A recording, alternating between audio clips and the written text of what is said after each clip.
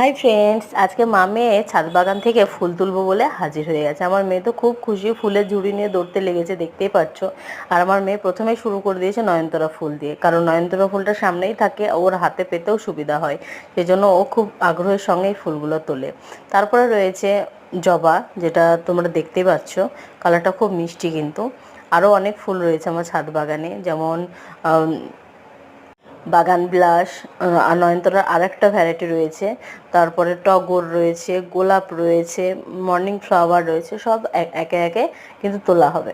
তো তোমরা যারা আমার ভিডিও দেখো তাদেরকে অবশ্যই বলবো যে অবশ্যই একটা লাইক শেয়ার কমেন্ট করে দিও। আর যারা এখন আমার চ্যানেলটা সাবস্ক্রাইব করোনি, অবশ্যই সাবস্ক্রাইব করে আমাকে হেল্প করে দিও। আর এই বর্ষাতে অনেক রকম ফুলই বাগানে ফোটে, খুব সুন্দর লাগে, কিন্তু এই বর্ষা থেকে গাছকে রক্ষা করার দায়িত্ব কিন্তু তোমাদের। দেখো, সবাই নজর রেখো যেন গাছের গোড়ায় বা টবে অতিরিক্ত জল না জমে, তাহলে কিন্তু গাছ মারা যাবে। আর তো আজকের মতন এটুকুনি, টাটা।